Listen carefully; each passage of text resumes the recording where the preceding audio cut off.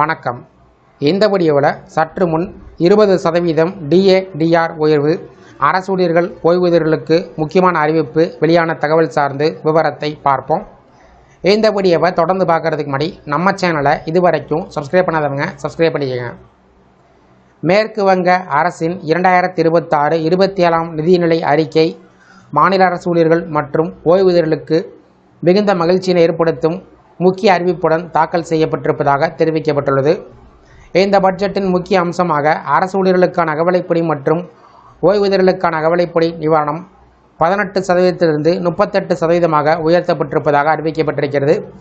இதன் மூலம் ஒரே நேரத்தில் 20% அளவிற்கு உயர்வுகள் வழங்கப்பட்டிருப்பதால் லட்சக்கணக்கான அரசு ஊழியர்கள் மற்றும் ஓய்வூதியர்கள் நேரடியாக பயன்பெறுவார்கள் என்று கூறப்படுகிறது. மேற்கு வங்க மாநில நிதியமைச்சர் பட்ஜெட் உரையை வாசித்த போது இந்த முக்கிய அறிவிப்பை வெளியிட்டார். அகவிலைப்படி உயர்வு வரும் அக்டோபர் 1ஆம் தேதி முதல் அமலுக்கு வரும் என்று தெரிவிக்கப்பட்டிருக்கிறது. அகவிலைப்படி என்பது பணவீக்கத்தால் ஏற்படும் பொருளாதார சுமையை குறைக்கும் நோக்கத்தில் அரசு ஊழியர்களுக்கும் ஓய்வூதியர்களுக்கும் வழங்கப்படும் கூடுதல் தொகை.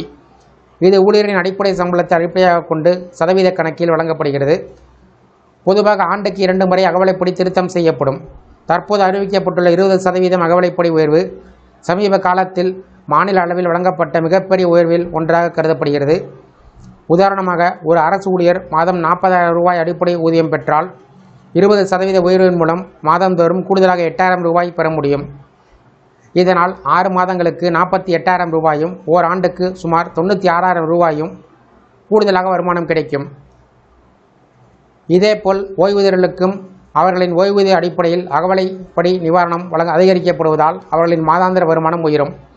இந்த அகவிலைப்படி உயர்வுடன் மட்டுமில்லாமல் மாநிலத்தின் வளர்ச்சி மற்றும் வேலைவாய்ப்பை மேம்படுத்தும் பல்வேறு திட்டங்களும் பட்ஜெட்டில் அறிவிக்கப்பட்டிருக்கிறது. அரசு துறையில் காலியாக உள்ள 1,00,000 பணியிடங்களை நிரப்ப நடவடிக்கை எடுக்கப்படும் என்றும் அறிவிக்கப்பட்டிருக்கிறது.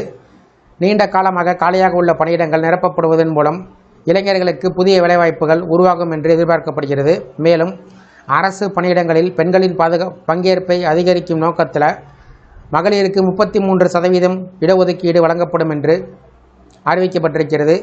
இது பெண்களின் சமூக மற்றும் பொருளாதார முன்னேற்றத்திற்கு முக்கியமான நடவடிக்கையாக பார்க்கப்படுகிறது.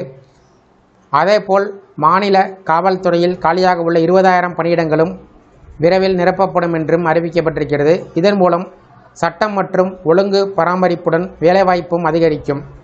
கல்வித்துறையிலும் முக்கிய அறிவிப்பு இந்த பட்ஜெட்டின் முக்கிய அம்சங்களாக அமைந்திருக்கிறது. குறிப்பாக 20% அகவிலைப்படி உயர்வு அரசு ஊழியர்களின் வருமானத்தை கணிசமாக உயர்த்துவதோடு அதிகரித்து வரக்கூடிய விலைவாசி சுமையை சமாளிக்க உதவும் முக்கிய நடவடிக்கையாக பார்க்கப்படுகிறது.